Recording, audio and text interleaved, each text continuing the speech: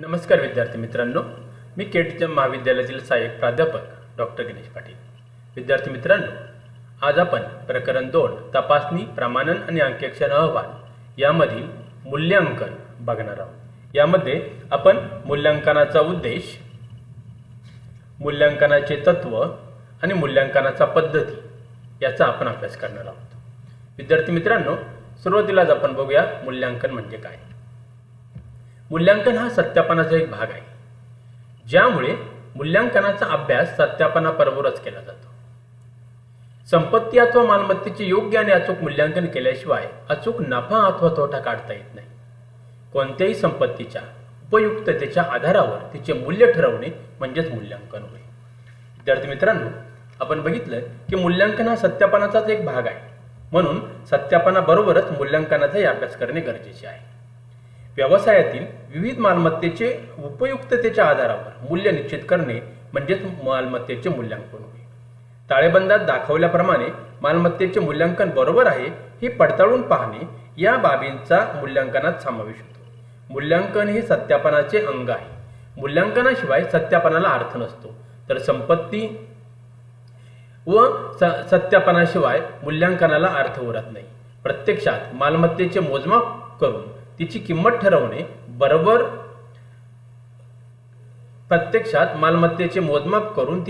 ठरवणे बरेच कठीण असते, कारण ते सापेक्ष असते. मालमत्तेचे मूल्यांकन हे मालमत्तेची उपयोगिता, कार्यक्षमता, आयुष्य व स्थानिक परिस्थिती इत्यादी गोष्टींवर अवलंबून असते.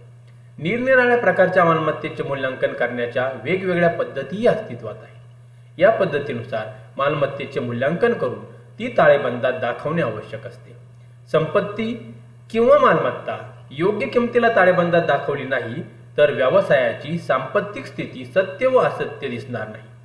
व्यवसायातील मालमत्तेचे मूल्य हे वास्तव मूल्यापेक्षा कमी किंवा अधिक दाखवले गेले तरच त्याचे दुष्परिणाम व्यवसाय संस्थेवर होतील. त्यामुळे व्यवसाय संस्थेतील प्रत्येक मालमत्तेचे मूल्यांकन करणे आवश्यक बनले आहे. थोडक्यात, व्यवसायातील मालमत्तेचे मूल्य किती आहे ते ठरवणे यालाच मालमत्तेचे मूल्यांकन असे म्हणतात. विद्यार्थी मित्रांनो, आता आपण बघूया मूल्यांकनाची व्याख्या. वॉटलीबा यांनी मूल्यांकनाची व्याख्या करताना असं म्हटलं आहे. ते म्हणतात, व्यवसायाच्या सर्वसाधारण लेखापद्धती तत्वाप्रमाणे मालमत्तेची आणि देयतेची सूक्ष्म दृष्टीने तपासणी आणि पडताळणी म्हणजेच मूल्यांकन होय. विद्यार्थी मित्रांनो, बाटलीबाई सुद्धा तेच म्हणतात की मालमत्तेची आणि देयतेची सूक्ष्म दृष्टीने तपासणी आणि पडताळणी म्हणजेच मूल्यांकन होय. यावरून आपल्याला असं लक्षात येईल की मूल्यांकन म्हणजे मालमत्तेची आणि देयतेची सूक्ष्म दृष्टीने तपासणी करणे होय. विद्यार्थी मित्रांनो, आता आपण बघूया मूल्यांकनाचे उद्देश. नंबर 1, व्यवसायाची मालमत्ता व देयता योग्य मूल्याने ताळेबंदात दर्शवलेली असल्याची खात्री करून घेणे. नंबर 2, मूल्यांकनासाठी योग्य पद्धतीचा अवलंब केला असून त्या पद्धतीत वारंवार बदल केले जात नाहीत. म्हणजेच मूल्यांकनासाठी जी पद्धत वापरायची ती एकच आणि योग्य पद्धत आहे आणि ती पद्धत वारंवार बदलत नसल्याची सुद्धा खात्री केली जाते. नंबर 3, व्यवसाय संस्थेच्या आर्थिक परिस्थितीचे वास्तविक ज्ञान होण्यासाठी व्यवसाय संस्थेचे खरे आणि वास्तविक ज्ञान हे मूल्यांकनामुळे आपल्याला कळून येते. नंबर 4, विविध मालमत्तेवर आकारलेला घसारा पुरेसा व योग्य आहे किंवा नाही हे जाणून घेण्यासाठी सुद्धा मूल्यांकन करणं आवश्यक असतं. म्हणजेच यावरून आपल्याला मालमत्तेवर आकारलेला जो काही घसारा आहे तो घसारा योग्य आहे किंवा नाही हे पण समजून येतं. मालमत्तेच्या खरेदीच्या वेळेचे मूल्य व ताळेबंदाच्या दिवशीचे मूल्य यातील बदल जाणून घेण्यासाठी सुद्धा मूल्यांकन करणं गरजेचं असतं. म्हणजे ज्या दिवशी मालमत्तेच्या खरेदीचे वेळेचे जे काही मूल्य आहे आणि ताळेबंदाच्या दिवशीचे जे मूल्य आहे यातील बदल जाणून घेण्यासाठी मूल्यांकन आवश्यक आहे. मालमत्ता आणि देयतांच्या असत्यपणा उघडकीस आणण्यासाठी बऱ्याच वेळेस काय होतं की मालमत्ता आणि देयता यामधील काही असत्यपणा आहे आणि तो असत्यपणा उघडकीस आणण्यासाठी सुद्धा मूल्यांकन महत्वाचं आहे. कारण मूल्यांकनामध्ये सूक्ष्म दृष्टीने तपासणी केली जाते आणि या सूक्ष्म दृष्टीने तपासणी करत असताना मालमत्तेची जी काही असत्यपणा आहे किंवा देयतांचा जो असत्यपणा आहे तो उघडकीस येतो. आणि नंबर 7, व्यवसायाच्या ताळेबंदावरून व्यवसायाची आर्थिक सत्यस्थिती दर्शवली जात आहे किंवा नाही हे पाहण्यासाठी सुद्धा, कारण व्यवसायाची आर्थिक आणि सत्य स्थिती ही बरोबर आहे की नाही हे सुद्धा आपल्याला ताळेबंदावरून कळतं आणि ताळेबंद योग्य आहे की नाही हे मूल्यांकनावरून आपल्याला कळतं. त्यामुळं हे जे काही मूल्यांकनाचे उद्देश आपल्याला इथून स्पष्ट होतात आणि ते सांगतात की मालमत्ता व देयता यांची योग्य मूल्याने ताळेबंदात दर्शवली असल्याची खात्री करून घेणे, म्हणजेच व्यवसायाची मालमत्ता व देयता ही योग्य मूल्याने ताळेबंदात दर्शवली आहे की नाही याची खात्री करून घेणे. नंबर 2, मूल्यांकनासाठी योग्य पद्धतीचा अवलंब केला असून त्या पद्धतीत वारंवार बदल केला जात नाही याविषयी खात्री करून घेणे. नंबर 3, व्यवसाय संस्थेच्या आर्थिक परिस्थितीचे वास्तविक ज्ञान होण्यासाठी मूल्यांकन गरजेचं आहे. नंबर 4, विविध मालमत्तेवर आकारलेला घसारा पुरेसा व योग्य आहे किंवा नाही हे जाणून घेण्यासाठी मूल्यांकन गरजेचं आहे. नंबर 5, मालमत्तेच्या खरेदीच्या वेळेचे मूल्य व ताळेबंदाच्या दिवशीचे मूल्य यातील बदल जाणून घेण्यासाठी सुद्धा मूल्यांकन गरजेचं आहे. मालमत्ता आणि देयतांच्या असत्यपणा उघडकीस आणण्यासाठी मूल्यांकन गरजेचं आहे. आणि 7, व्यवसायाच्या ताळेबंदावरून व्यवसायाची आर्थिक सत्यस्थिती दर्शवली जात आहे किंवा नाही हे पाहण्यासाठी सुद्धा मूल्यांकन गरजेचं आहे. विद्यार्थी मित्रांनो, आता आपण बघूया मूल्यांकनाच्या पद्धती. व्यवसाय संस्थेतील विविध मालमत्तेचे मूल्यांकन करताना वेगवेगळ्या प्रकारचे मूल्य उपयोगात आणले जाते. त्यातली पहिली पद्धत आहे मूळ लागत किंवा लागत मूल्य, इंग्लिशमध्ये त्याला म्हणतात कॉस्ट प्राइस. कोणत्याही संपत्तीची खरेदी करण्यासाठी येणाऱ्या खर्चाला लागत मूल्य किंवा मूळ किंमत असे म्हणतात. स्थिर मालमत्तेचे लागत मूल्य म्हणजेच मालमत्तेच्या खरेदीसाठी व स्थापनेसाठी येणारा खर्च होय. ही पहिली पद्धत आहे. नंबर 2, प्रतिस्थापन मूल्य किंवा त्याला पुनर्स्थापन मूल्य असं पण म्हणतात. इंग्लिशमध्ये त्याला म्हणतात रिप्लेसमेंट व्हॅल्यू. एखाद्या जुन्या मालमत्तेच्या जागी दुसरी नवीन मालमत्ता किंवा संपत्ती बसवण्यासाठी येणाऱ्या खर्चाला तिचे प्रतिस्थापन मूल्य असे म्हणतात. यामध्ये खरेदी किमतीबरोबरच खरेदीशी संबंधित असणारे सर्व खर्च विचारात घेतले जातात. म्हणजेच काय की एखाद्या जुन्या मालमत्तेच्या जागी दुसरी नवीन मालमत्ता किंवा संपत्ती बसवायची असेल तर त्यासाठी जो काही खर्च येतो त्या खर्चाला प्रतिस्थापन मूल्य किंवा पुनर्स्थापन मूल्य असं म्हणतात. नंबर 3, बाजार मूल्य किंवा विपणी मूल्य त्याला असे म्हणतात मार्केट व्हॅल्यू. ताळेबंदाच्या दिवशी त्या विशिष्ट मालमत्तेचे बाजारात असणारे मूल्य म्हणजेच बाजार मूल्य आहे. ज्या दिवशी म्हणजे बऱ्याच वेळेस 31 मार्चला ताळेबंद हा तयार केला जातो किंवा त्या दिवशी ताळेबंद हा लिहिला जातो. त्या दिवशी जे काही मूल्य असेल त्या मूल्याला बाजार मूल्य किंवा विपणी मूल्य असे म्हणतात. नंबर 4, पुस्तकी मूल्य बुक व्हॅल्यू. व्यवसायाच्या हिशोब पुस्तकामध्ये ताळेबंदाच्या दिवशी मालमत्ता ज्या किमतीला दाखवलेली असते त्या किमतीला मालमत्तेचे पुस्तकी मूल्य किंवा बुक व्हॅल्यू असे म्हणतात. नंबर 5, प्राप्त किंवा मिळणारे मूल्य रिअलायझेशन व्हॅल्यू. मालमत्ता बाजारात विकून जे मूल्य मिळते त्याला प्राप्त मूल्य असेही म्हणतात. या रकमेतून दलाली, वेतन तसेच अन्न विक्री खर्च वजा करण्यात येतो. म्हणजे बाजारात जे काही विकलं जातं आणि त्यापासून जे काही प्राप्त होतं त्याला प्राप्त मूल्य असे म्हणतात. म्हणजे बाजारात आपण एखादी वस्तू किंवा एखादी मालमत्ता विकून त्याच्या जागी जर आपल्याला काही त्याचे पैसे मिळाले तर त्याला काय म्हणतात प्राप्त मूल्य असे म्हणतात. नंबर 6, उपयोगिता मूल्य अथवा चालू व्यवसाय संस्थेचे मूल्य गोईंग कन्सर्न व्हॅल्यू. मालमत्तेच्या उपयोगितेच्या आधारावर ठरवलेले मूल्य म्हणजे उपयोगिता मूल्य होय. मालमत्तेच्या उपयोगितेच्या आधारावर ठरवलेले मूल्य म्हणजेच उपयोगिता मूल्य होय. मालमत्तेच्या लागत मूल्यातून घसारा वजा केल्यास उपयोगिता मूल्य असे म्हणतात. म्हणजे मालमत्तेचं जे काही लागत मूल्य आहे त्याच्यातून घसारा म्हणजे डेप्रिसिएशन हे जर वजा केलं तर आपल्याला काय मिळतं गोईंग कन्सर्न व्हॅल्यू उपयोगिता मूल्य. सॉरी.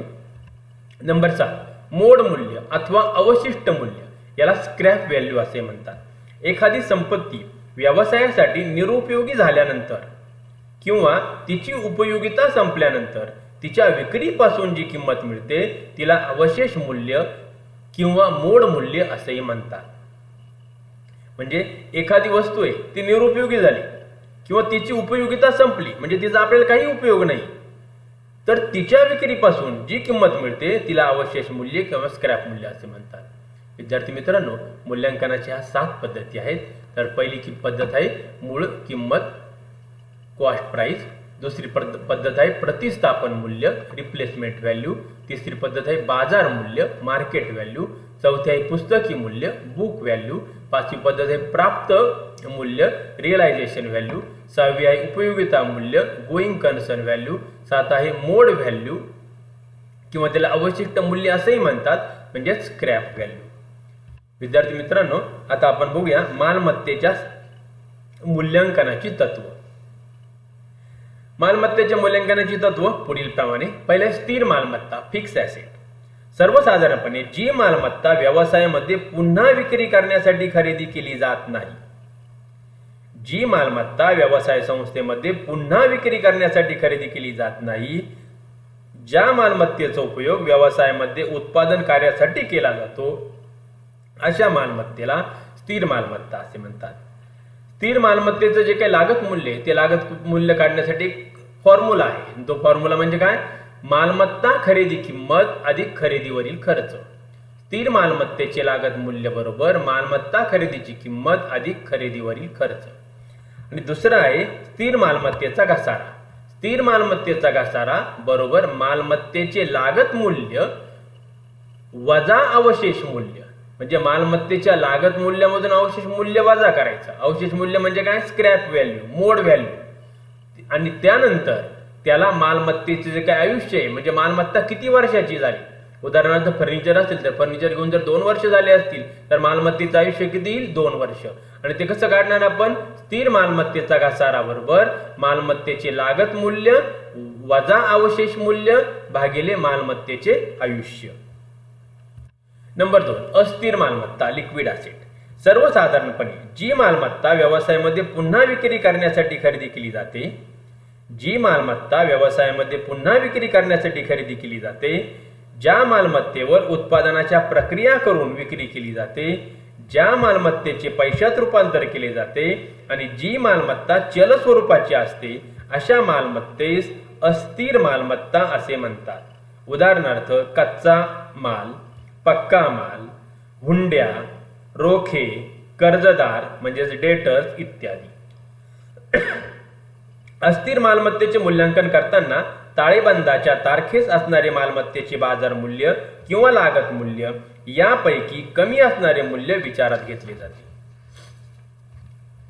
नंबर 3, ऱ्हास पावणारी मालमत्ता, वेस्ट ॲसेट.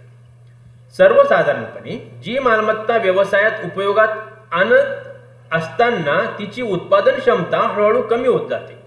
म्हणजे जी मालमत्ता व्यवसायात उपयोगात आणायची आणि ती आणत असताना तिची उत्पादन क्षमता हळूहळू कमी होत जाते, अशा मालमत्तेला ऱ्हास पावणारी मालमत्ता असे म्हणतात. उदाहरणार्थ खाणी, तेलाच्या विहिरी इत्यादी. या मालमत्तेचे मूल्यांकन करताना दरवर्षी ऱ्हास पावणारे मालमत्तेचे मूल्य घसारा समजून मालमत्तेच्या लागत मूल्यातून वजा करून दाखवले जाते. काही वेळेस मालमत्तेच्या मूल्यात कोणताच बदल न करता होणाऱ्या ऱ्हासासाठी स्वतंत्रपणे तरतुदी केली जाते व त्यानुसार ती ताळेबंदात देयता बाजूला दाखवण्यात येते. यालाच ऱ्हास पावणारी मालमत्ता किंवा वेस्ट ॲसेट असं म्हणतात. नंबर 4, अदृश्य मालमत्ता, इनटँजिबल ॲसेट. सर्वसाधारणपणे जी मालमत्ता प्रत्यक्षात दिसत नाही परंतु तिचे अस्तित्व जाणवत असते. बघा, जी मालमत्ता प्रत्यक्ष दिसत नाही परंतु तिचे अस्तित्व जाणवत असते आणि जिचा उपयोग व्यवसायाचा नफा मिळवण्यासाठी, शक्ती वाढवण्यासाठी होतो, अशा मालमत्तेस अदृश्य मालमत्ता असे म्हणतात. काय? जी मालमत्ता प्रत्यक्षात दिसत नाही परंतु तिचे अस्तित्व जाणवत असते आणि तिचा उपयोग व्यवसायाचा नफा वाढवण्यासाठी होतो, अशा मालमत्तेस अदृश्य मालमत्ता असे म्हणतात. कंपनी कायद्यानुसार या मालमत्तेला स्थिर मालमत्ता समजून तिचे मूल्यांकन केले जाते. या मालमत्तेची उपयुक्तता व महत्त्व विचारात घेऊन तिचे मूल्यांकन केले जाते. नंबर 5, कृत्रिम मालमत्ता, फिक्टिशियस ॲसेट. कृत्रिम मालमत्ता ही अस्तित्वात नसते. कृत्रिम मालमत्ता ही अस्तित्वात नसते. कृत्रिम मालमत्तेवर खर्च केलेला असतो परंतु तो खर्च प्रत्यक्ष दिसत नाही. नफा मिळवण्याच्या दृष्टीने व्यवसाय संस्थेला मोठ्या प्रमाणावर काही भांडवल खर्च करावे लागते. परंतु हा खर्च नफा तोटा पत्रकात लिहिता येत नाही. उदाहरणार्थ प्रवर्तन खर्च, विशेष जाहिरात खर्च, भाग व कर्ज रोख्यांच्या विक्रीवर केलेला खर्च इत्यादी. हा खर्च ताळेबंदात संपत्तीच्या बाजूला दर्शवला जातो. या संपत्तीचे मूल्यांकन पुस्तकी मूल्यानुसार केले जाते, परंतु दरवर्षी ठराविक रक्कम पुस्तकी मूल्यातून कमी करून दाखवण्यात येते. ज्या कालावधीपर्यंत या संपत्तीचा फायदा मिळणार असतो त्या काळापर्यंत मिळणाऱ्या फायद्याच्या प्रमाणात ठराविक रक्कम ही दरवर्षी कमी करण्यात येते. यालाच कृत्रिम मालमत्ता असे म्हणतात. विद्यार्थी मित्रांनो, ही पाच मालमत्तेच्या मूल्यांकनाची तत्व आहे. स्थिर मालमत्ता, अस्थिर मालमत्ता, ऱ्हास पावणारी मालमत्ता, अदृश्य मालमत्ता आणि कृत्रिम मालमत्ता. विद्यार्थी मित्रांनो, परीक्षेच्या दृष्टिकोनातून जर आपण विचार केला तर मी तुम्हाला स्वाध्याय म्हणून काही प्रश्न दिले आहेत. त्यात पहिला प्रश्न आहे, मूल्यांकन म्हणजे काय आणि मूल्यांकनाचे उद्देश सांगून मूल्यांकनाच्या पद्धती स्पष्ट करा. येथे आपल्याला मूल्यांकन म्हणजे काय लिहायचंय, मूल्यांकनाचा अर्थ लिहा, मूल्यांकनाच्या व्याख्या लिहा. मूल्यांकनाचे उद्देश सविस्तर जे काही मुद्देसूद आहे ते मुद्देसूद स्पष्ट करा आणि त्याचबरोबर मूल्यांकनाच्या ज्या आपण पद्धती बघितल्या आहेत त्या पद्धती पण लिहिणे इथं अपेक्षित आहे. त्यानंतर दुसरा प्रश्न आहे थोडक्यात टिपा लिहा. यामध्ये पहिला आहे मूल्यांकनाचा उद्देश. मूल्यांकनाचे फक्त इथे उद्देशच आपल्याला लिहायचे. नंतर मालमत्तेच्या मूल्यांकनाची तत्व. मालमत्तेच्या मूल्यांकनाची जी काही तत्व आपण बघितली, 5 तत्व आपण बघितली बघा. स्थिर मालमत्ता, अस्थिर मालमत्ता, ऱ्हास पावणारी मालमत्ता, अदृश्य मालमत्ता आणि कृत्रिम मालमत्ता. ती मालमत्तेची 5 तत्व इथे लिहिणे अपेक्षित आहे. आणि शेवट आहे मूल्यांकनाच्या पद्धती. मूल्यांकनाच्या ज्या काही पद्धती आहे त्या पद्धतीमध्ये आपण ज्या काही 7 वेगवेगळ्या पद्धती बघितल्या त्या पद्धती पण इथं आपल्याला लिहिणं अपेक्षित आहे. विद्यार्थी मित्रांनो, या लेक्चरमध्ये तुम्हाला काही अडचणी असतील, काही शंका असतील तर तुम्ही त्या माझ्या ईमेल ॲड्रेसवर विचारू शकता. माझा ईमेल ॲड्रेस आहे ganeshpatil@kthmcollege.ac.in. Thank you very much.